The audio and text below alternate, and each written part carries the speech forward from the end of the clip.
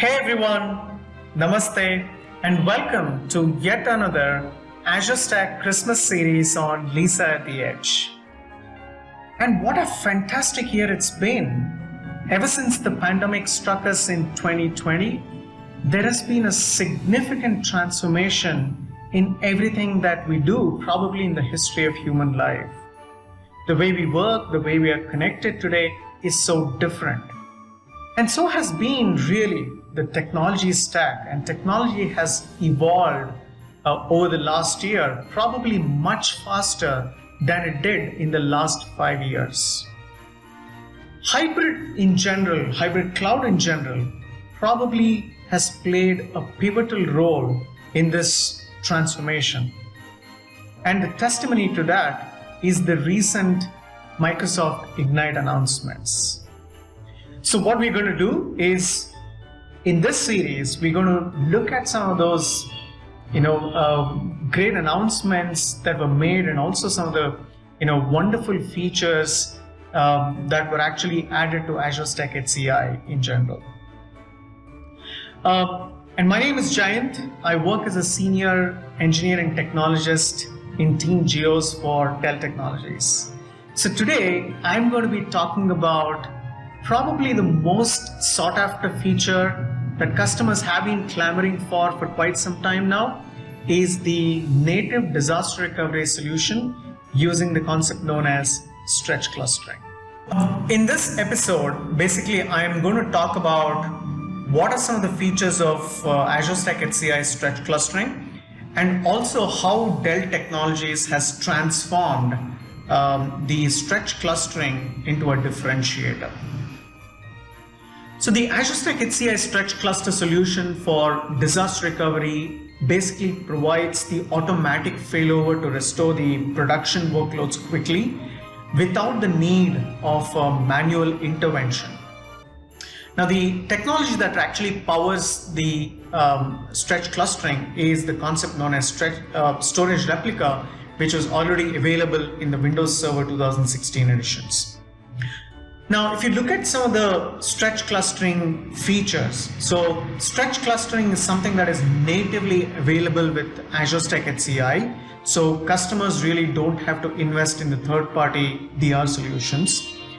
Storage replica, which is already there, is actually providing the replication between the volumes across the DR sites. And the automatic VM failover removes any manual intervention. And any changes that are made to the storage space is direct to allow for 2 storage pools within a single cluster. The other feature which they've added is the affinity and the anti-affinity rules. So these can be used similar to how Azure uses the availability zones to basically keep the VMs and the storage together or apart in a cluster with multiple fault domains such as stretch clusters. The last feature is the ability to specify a preferred site for a stretch cluster. Example, let's say when there is a cold start, during a cold start, virtual machines are generally placed in the preferred site. So if you look at the storage replica, it basically implements 2 types of replication methods. One is the synchronous replication, the other one is the asynchronous replication. So synchronous replication mirrors the data across the sites in a low latency kind of a network requirement with crash consistent volumes to ensure zero data loss. So basically there is a write operation is not complete until the data is actually returned to the DR site. Asynchronous replication, on the other hand, mirrors the data across the sites beyond probably a metropolitan ranges over a network lanes with probably higher latencies. So it is very important to understand which of these methods to be used for replication when we are taking into consideration for the DR solutions on Azure Stack HCI using stretch cluster. Now, like I said, stretch clustering is very important to note that stretch clustering is a feature that is available only on Azure Stack HCI. So this is something that is not available on the Windows Server version of the HCI.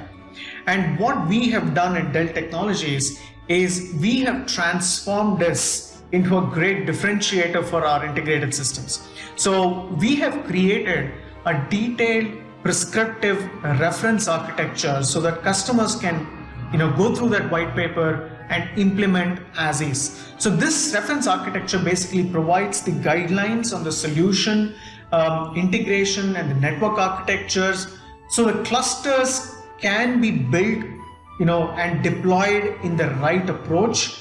And what are some of the best practices that we have done in our labs to ensure the stretch clusters are configured correctly. Now, we have covered some of the scenarios during our testing, and also written the white paper on the stretch clustering. Basically, it talks about some of the scenarios are unplanned node failure and an unplanned site failure scenarios, planned failure scenarios, and also lifecycle management activities which requires servers to be rebooted and so on. So yes, I think stretch cluster, like I mentioned, has been really one of the most sought after features from customers. They've been asking for this for quite some time, and now it's available. So this is something that we can go to customers and have conversations with.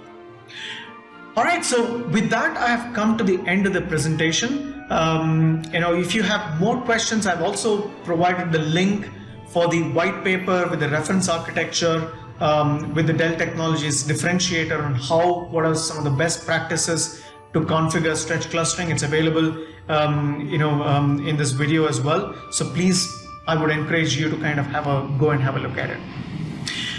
Again, thank you for watching, and Merry Christmas. Have a wonderful year. Thank you.